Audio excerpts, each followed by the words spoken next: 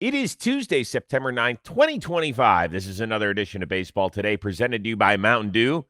That is my man, Trevor Plouffe. I am Chris Rose, producer Rob in for producer Dan, intern Sawyer along for the ride as well. And a quick reminder, if you're looking for a refreshing citrusy kick this summer, go grab yourself a Mountain Dew.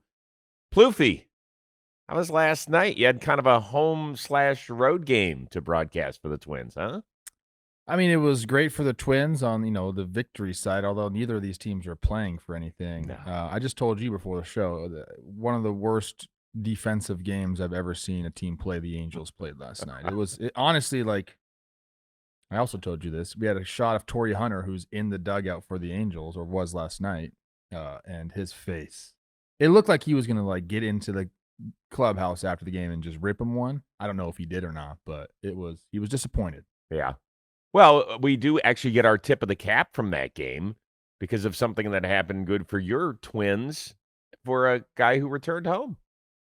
Larnach takes off, and Lewis is swinging a drive into left field and deep. Back it goes, and he's done it again. Royce Lewis, now 2 multi-homer games this season, and the Lewis family has a great view of that swing and that result.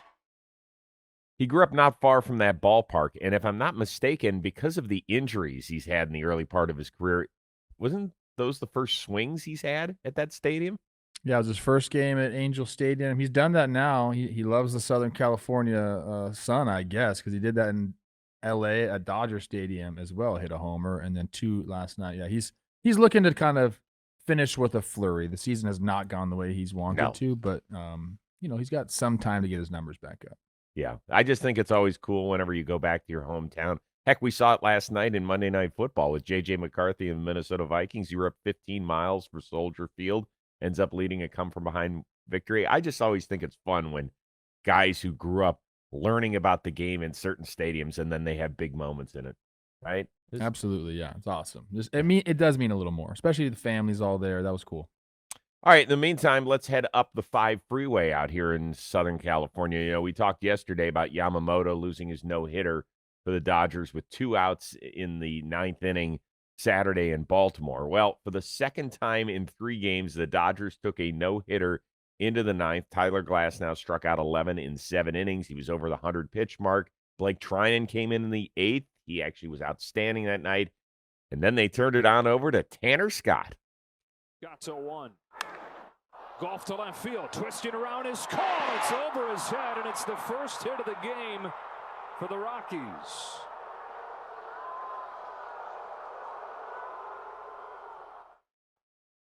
I know dude gets paid a lot of money to try and block out the boos, but he has been hearing it. I don't know. I wasn't that excited because it would have been a combined no-hitter. They're a little bit different than one pitcher no-hitters. But still, I think I would have liked to have seen one. I agree. I think once the starter comes out in a no-hitter, it's like, this just does not have the same appeal. Oh, yeah, there's no question about it. In fact, Josh and I were watching the game. Once Glasnow came out, he was like, I'm out. I said, what are you doing? We're watching a possible no-hitter. He's like, not the same thing. Just not. It's crazy that's happened for the Dodgers, for the second time in 3 nights? Yes, they're the first team to take a no-hitter, I believe, or lose a no-hitter in the 9th, 2 out of 3 games. Hey, at least they won this game. They did. Yeah. They won. They hung on. So that was neat. Let us know what your feelings of a no-hitter. Like, do you stick around? Do you watch? I can't imagine anybody has the same feeling when it's a combined no-hitter, but maybe I'm wrong here. The bigger picture is the Glasnow, even though he's bounced around because of his health a little bit lately in terms of when he has pitched pretty well. We talked about this yesterday that they're going to have to play in the wild card round, whether it's as the 3 seed, as a division champ, or as one of the top wild cards. What's their rotation look like, in your opinion, right now? So I think it changes from series to series. If you're going into a wild card round, you need 3 starting pitchers. And hopefully for their sake, they host it, which I don't think they're going to host a wild card game unless they win the division. If they don't win the division, they're not going to host a wild card round. Well, that's not necessarily true yet. We just don't know because right Well, now I mean, the way it's set up right now, if the Padres were to leapfrog them, they would not host a wild card round. yeah, but let's say both teams play well and the Cubs, who are currently the 4 seed, slip. Then they could be the 4 seed and host the 5 seed. So it is possible that both the Padres and Dodgers host first round series. It doesn't really matter in this conversation. No, Again, I think so. You need the 3 starters. I think the way they approach it in the wild card round would be Yamamoto, Snell, Glasnow as starters, and I think we'd have a Clayton Kershaw kind of piggyback situation. And I don't know if this is going to happen. In my mind, this is what I would do. I'd have Shohei ready to come in and put the fire out at the end of games. That's what I would do. How would you do that? I don't know. Chris, they can't close games out right now. So, like, Shohei's the guy to do that. If you want to flip and say Glasnow can be the guy at the end of the game, sure. I don't care. It doesn't matter to me. Somebody has to come from that rotation into the back end of the games. They have to. You think you can't put Tanner Scott out there right now? You can't. And the guy, he's been a great pitcher. He got paid. Things aren't going his way, but he'll be okay. It's not about him right now. It's about the team. The best chance to win is not having him in the back end of the games right now. And I don't know, you could say maybe just put Trinan back there, I guess, but I think if you approached it that way and somehow figured it out, and again, I know it's hard because Shohei can't DH if he's a reliever. So they lose the DH if Shohei comes in, essentially. Yeah, you got to figure that out. But I think that's the best course of action. Dave Roberts, earn your money. Let's go. That would give them the best chance to win.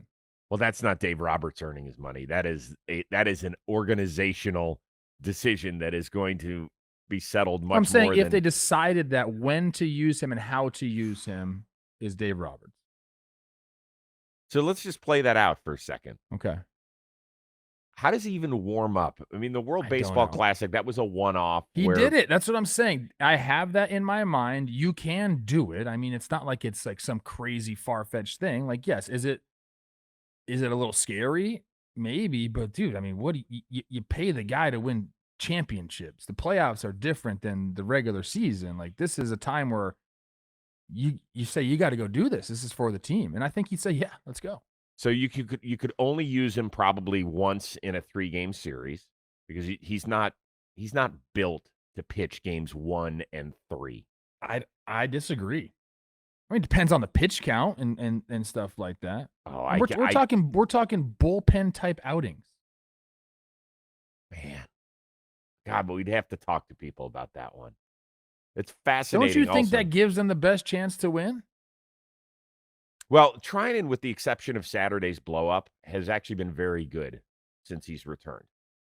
And so I think they feel like he had a really, really off night where he could not find the strike zone. And that does happen. That happens to the best of them. And he has been very good. I do think the question is I think you do go with Snell. I think he's pitched pretty well.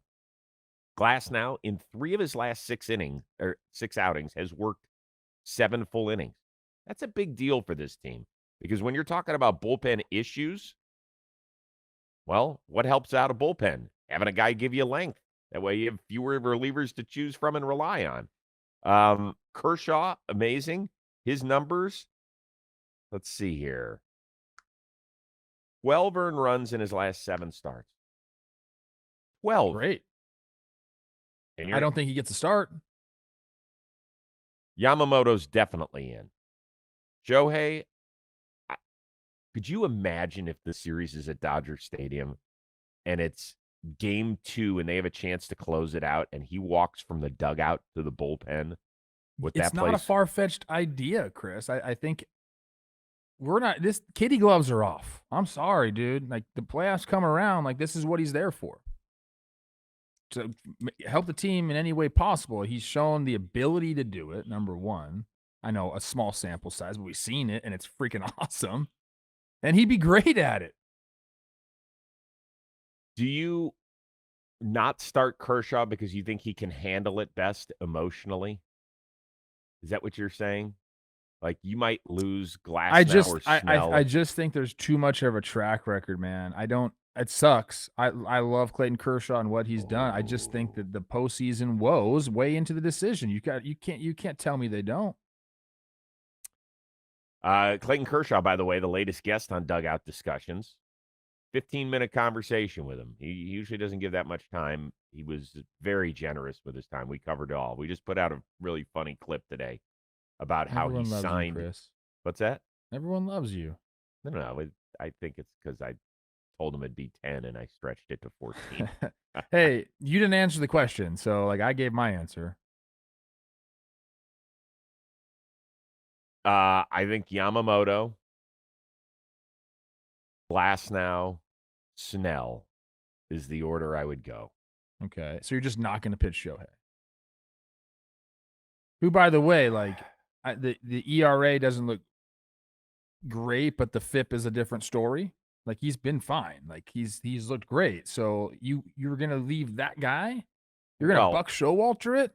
What I would the numbers are irrelevant to me, because go ask the guys in the other dugout if they would rather face Shohei Ohtani or not face Shohei Ohtani, and that's the answer you need. That's what I'm saying. You got to pitch him, so what are you going to do? All right, so everybody's a baseball fan that watches this show. You're going to have some sort of opinion. How do you think the Dodgers are going to do their rotation in the playoffs? Let's assume it's a 3-game series, because that's what they're looking at. What do you do with Shohei? What should they do?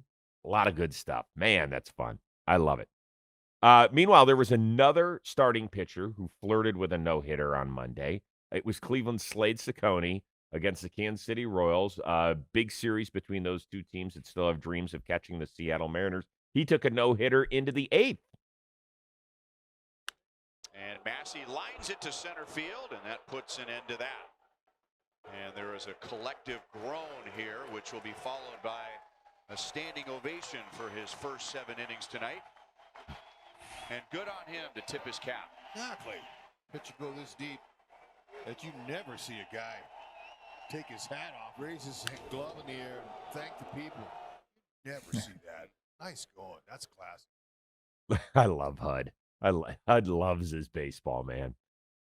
It was because we are obviously watching it, and I had never seen that before. I don't think, like, during a game, he was walking around the mound, tipping his cap several times. It was kind of funny. No, it was good. I mean, look, he looked nasty. Got some help from his teammates last night. Yeah, Rocchio made some. I like watching him play defense, man. He's smooth with it. That one that he went backhand and then tossed to second base, like, just smooth as silk, man. Yeah, it was pretty good. The Guardians, by the way, have the longest drought without a no-hitter working. 1981, large Lenny Barker threw a perfect game against the Toronto Blue Jays. There's a basketball executive that started crazy. that. They'd be one of the last teams I would have picked. Well, I mean, Gavin Williams took it into the 9th. Did he go 8 2/3? 8 1/3, and then 8 Soto 1/3? clicked him in the 9th for the homer. Yeah. Bigger picture here. Cleveland reigns 2.5 back of Seattle for the final wild card. Texas won. They beat Milwaukee. They're 1.5 back of Seattle. Kansas City, I believe, is now 3 out. Which of those teams makes it most interesting down the stretch and makes Seattle sweat it out? Any of them?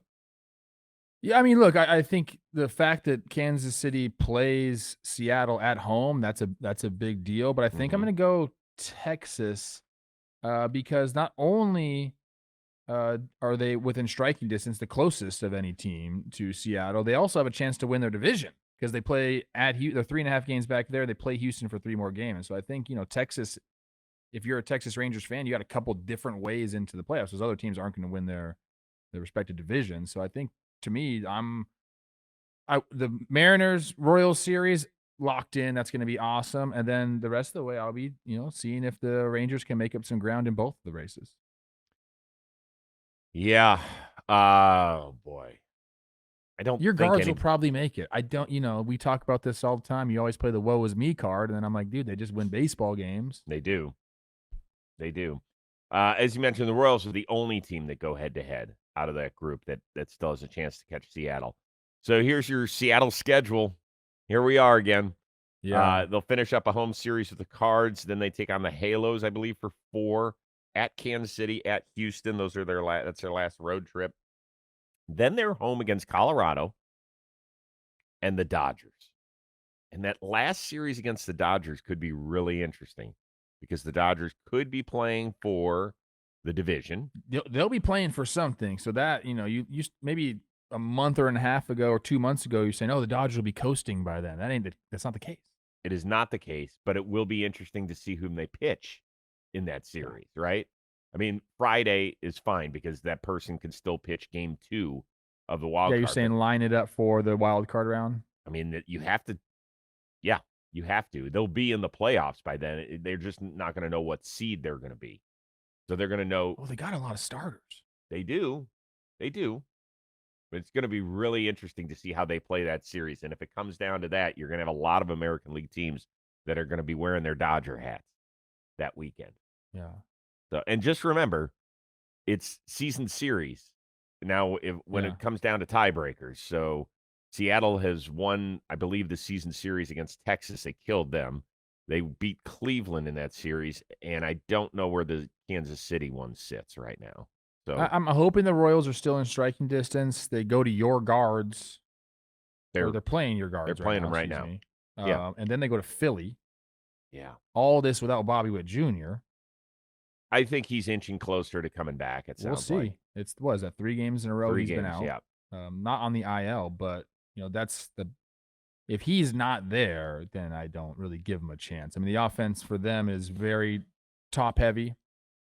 So he needs to be back. I would like to give my Guardians a little bit of credit here for Yeah. sticking around. I think they could have, particularly after the latest announcement that Clase and Ortiz were done the year. I think they pretty much knew that the minute that shit happened with Clase. And they're not a great team. They're just not. You're right. They just find ways to win. When you ask, what do the Guardians do best? Win. Jose Ramirez. That's what they do best. I don't know what they do best. It really is. It's weird, but they've hung in there and they've made me proud. And I still have interesting baseball to watch with less than 3 weeks to go in the season. So that's good. Thanks to Mountain Dew for sponsoring today's episode of Baseball Today. With bold flavors and a refreshing citrus kick, Mountain Dew, it's perfect for any occasion. You still have time for those beach days and boat days or out on the golf course days or go to the ballpark days. Just about anything in between. The perfect pairing is what you love to do with Mountain Dew. We love to crush that stuff at the warehouse. I've told you this every time. Our buddy Dalton Feely, he is like the king of the Mountain Dew chapter on the East Coast. So he always is walking around the warehouse making sure everybody's taken care of. Hey, have you tried this one? You tried that? You tried the Baja Blast? Tried this? Like he's handing them out left and right like he's trying to garner votes in an election or something like that. So we love it. We love the taste of it. We love what it does for us. So the next time you're doing anything, whether it's chilling on the beach or you're out on the water or you're going to the ballpark or you're having a picnic or you're, I don't know, maybe in the warehouse calling Blitzball Battle 7 like somebody will be doing next week up in Jersey City, New Jersey, the perfect pairing is whatever you love and a refreshing citrus kick of Mountain Dew. So if that's what you're looking for, go grab yourself a Mountain Dew. All right, NL wildcard situation. Nolan McLean, he was very good again, but he's actually a loser for the first time in his big league career. Aaron Nola looked great in 6 really good innings for the Phillies. They take game 1 of their set 1-0. Meanwhile, out west, Padres over the Reds in extra innings. That's a huge loss for Cincinnati. The Cards, they fell to the Mariners. The Giants, meanwhile, take care of business in a wild card eliminator series with Arizona. Here's Ramos. High drive. Left field. Out of there.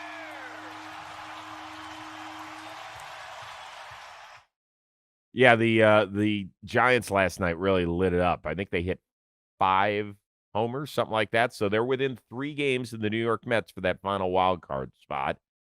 How nervous do you think Mets fans are right now?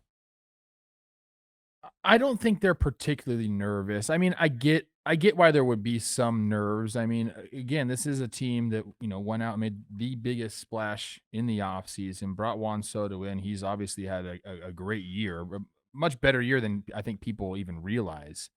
that he's had. And I think if you're year one, you miss the playoffs, it'd be a disaster. But I just don't. I don't think they are. Giants are the closest team to them, 3 games back. They do have the tiebreaker, so it's essentially a 3.5 game lead there. And the young kids have been like a great reinforcement for them. They haven't played great baseball. I think they're 14-21 since the beginning of August, so that's not great. But I think that's buoyed by, I'm looking at it right now. I mean, they started off August terribly, 1-9, and to start August off. So they've been a better team since then. Young kids have come up, stabilized their rotation, which is awesome to see. And Swaggy V's hitting now. Like, there's a lot of good things happening in New York. So it's a little scary. Like, you can see like where the worst case scenario can be played out. I just don't think it's very likely. So maybe they're nervous, but I don't think they should be that nervous. I always introduce myself as a Cleveland sports fan because Cleveland sports fans are 90% scar tissue.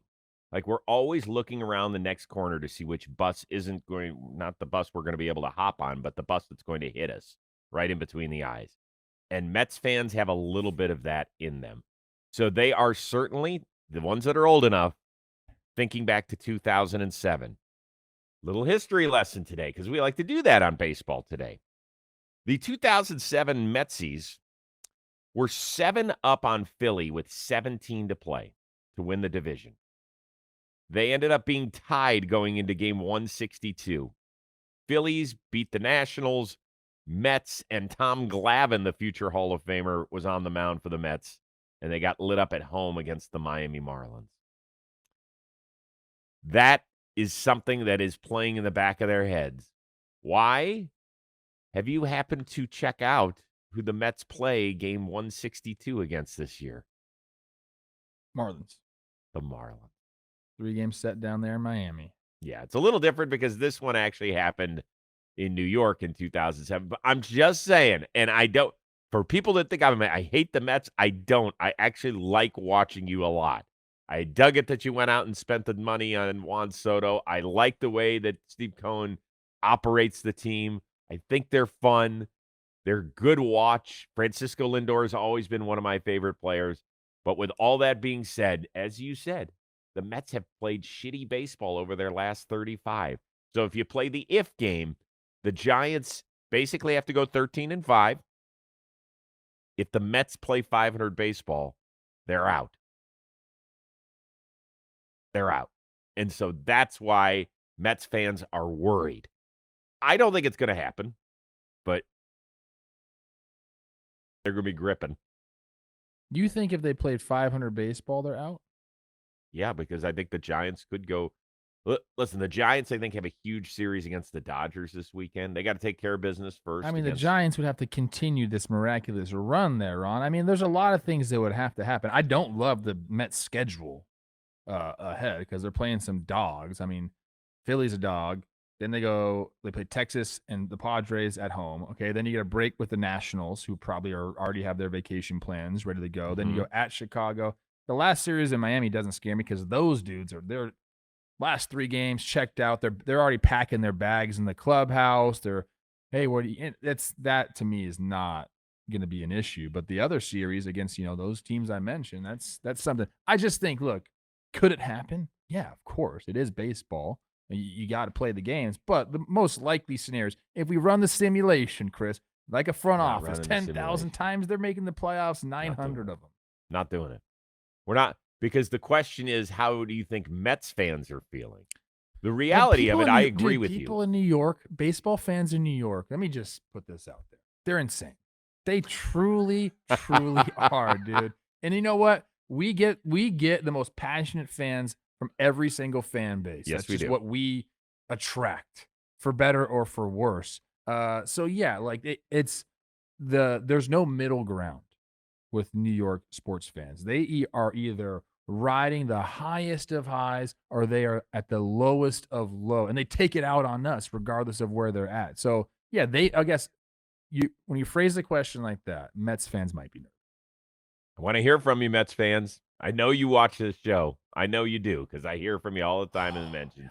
They're one of the toughest fan bases on me. Yeah, I want to hear it. Speaking of a little crazy, Drew Gilbert, who came over from the Mets in the Rodgers deal. Dude, they now have a Drew Gilbert cam on the Giants broadcast. Did you see him last? Look at this. I know. He's like a little dog. Ruff, ruff, ruff. He's chewing on his coach's sweaters. I love the Matt Chapman Drew Gilbert relationship. That's just it's a little good right there. It's a little kinky. He's from Minnesota. Oh, is that what you're I don't telling know me? many guys that do stuff like that in Minnesota. Usually pretty reserved. Well, know? you just very don't know. polite. Drew Gilbert, I don't know. He went to University of Tennessee and got crazy. Yeah. He's been involved in a couple of trades. I think he was drafted by the Astros and went up to the Mets in the Verlander deal. And then he just got sent over to San Francisco. Short king, too. Short king, good energy. Yeah. Interesting dude. Got a couple of interesting series in the American League. Top 4 teams having a little fun battle. You got the Tigers at New York. You got Houston at Toronto. Rank those 4 squads 1 through 4 in terms of best shot to represent the AL in the World Series. I hate this question. I hate this question. Because it's good. Well, it is a good question, and all these teams have their flaws. Yes, but do. I don't hate the question. I hate my answer. Okay. If I'm looking at these teams, playoff situation, I'm not I'm thinking, okay, let me preface this by saying I'm thinking that Aaron Judge is going to be Aaron Judge. Okay. So I'm assuming he's going to be great.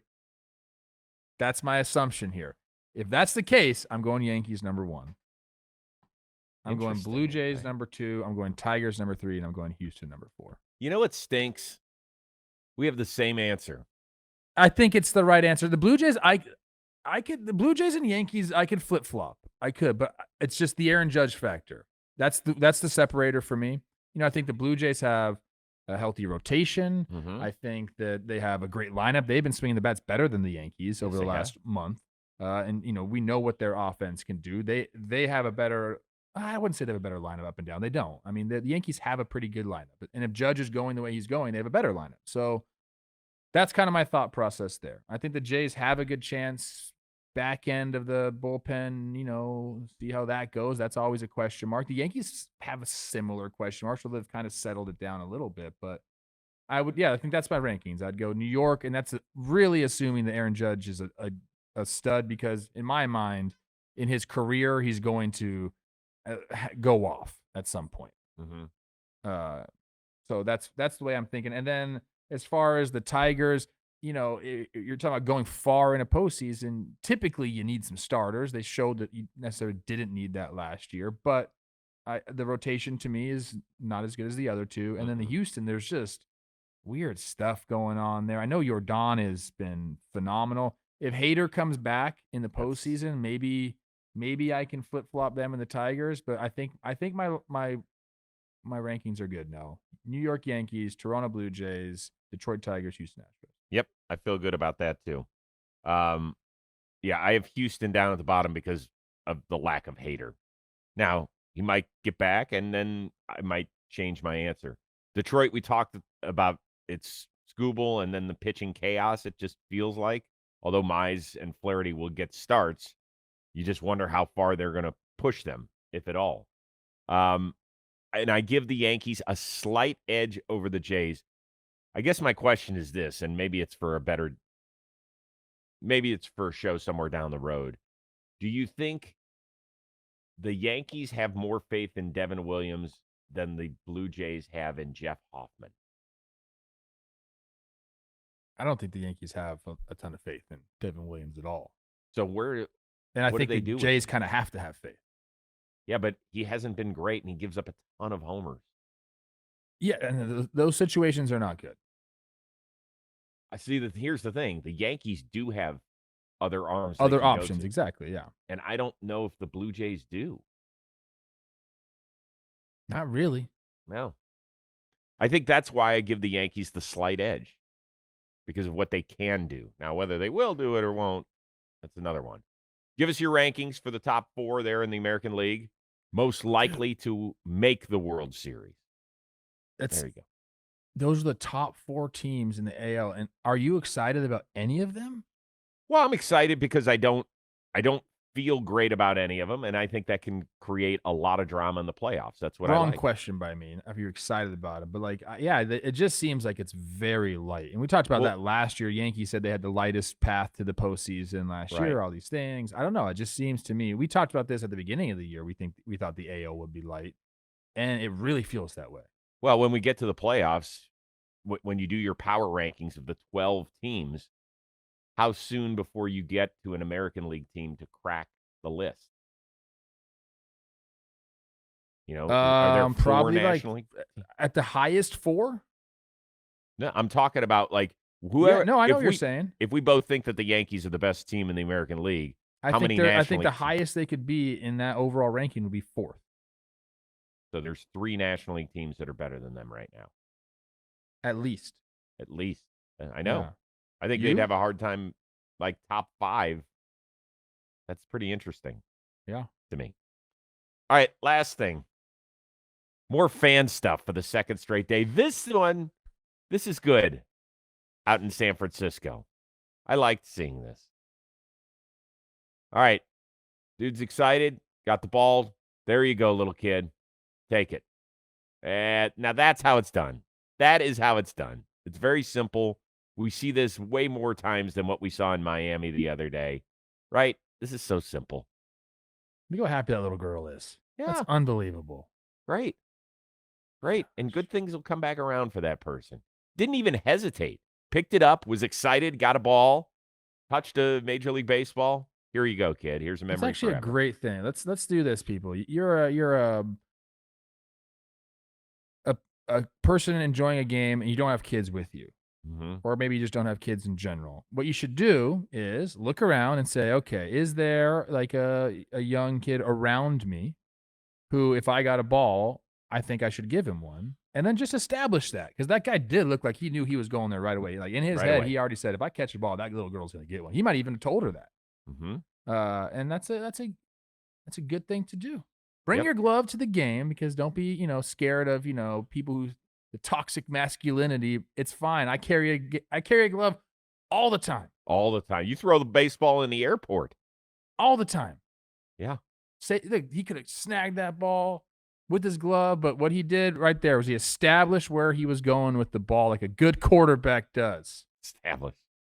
He didn't even have to go through his read progression. No, boom. He knew exactly. that from the snap he was going there. One read and go. Which brings us back to that story in Miami.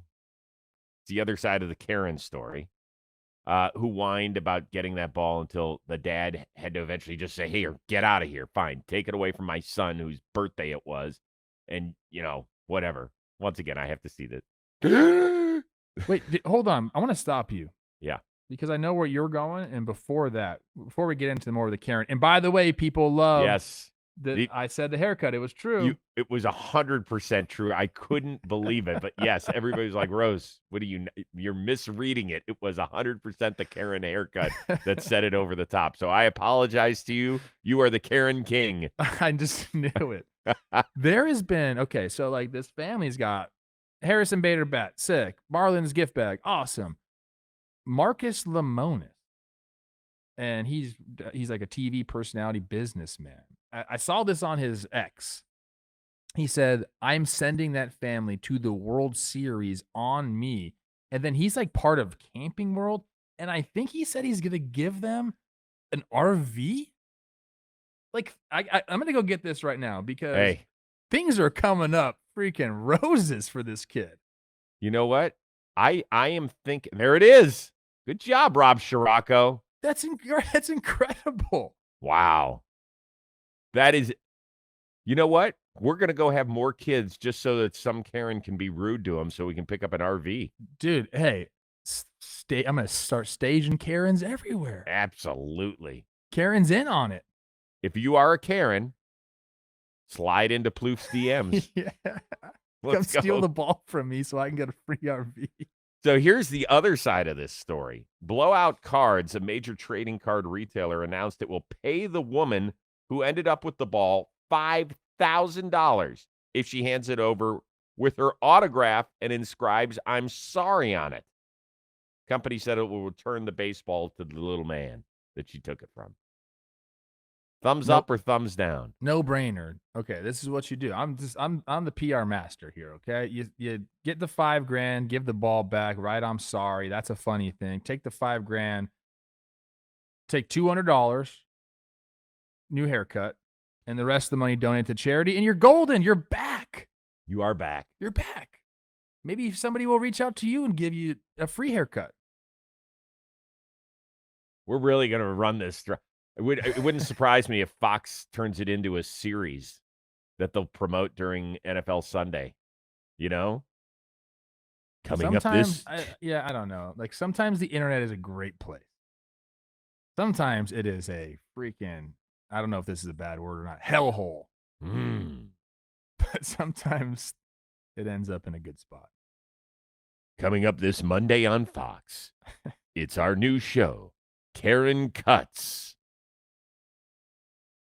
That would be a great show. Just a bunch of Karen haircuts lining up and say, and some stylist being like, "We're gonna change your life." I like it. Yeah. I like it. Okay. This was a fun-filled episode. Wait, hold on. One more Karen. I saw somewhere was like, not everybody with a Karen haircut is a Karen, but everyone that's a Karen has a Karen haircut. Okay. Let that sink in. I'm letting it sink in. Okay. Interesting. Very interesting. This was a fun show. And tomorrow it's already hump day. Moving along this week. So in for our one-of-a-kind producer was the legendary Robbie Scirocco. Such a good dude. Really like the nicest guy at our company. I've always wondered I've never seen Rob angry. You know, he used to be the producer of Rose Rotation. You have? I haven't, but I'm imagining it right now. No, I don't know if Kind of Rob. sexy. Oh, I get angry. You get angry, Oh, Rob? Yeah. I get angry. You It's do- bad. hey. Don't ask my wife. A I'm little not little, going to ask Bree. No. little duck hook on the golf course, or Oh, a stop. par That doesn't putt rims count. out. Never on the golf course. I don't Not on care. the That golf doesn't course. matter. Robbie's the best golfer at our media company. It's not even close. He is far and away. He's not gonna dunk on you anytime soon, but Robbie can hit the ball. I've seen it. I've seen it on video quite a bit. So thank you, Rob Scirocco, for hanging out. You are welcome back anytime. Thanks to our awesome producer, Sawyer. That is the uber-talented Trevor Plouffe. I am Chris Rose. We will see you Wednesday here on Baseball Today, presented to you by Mountain Dew.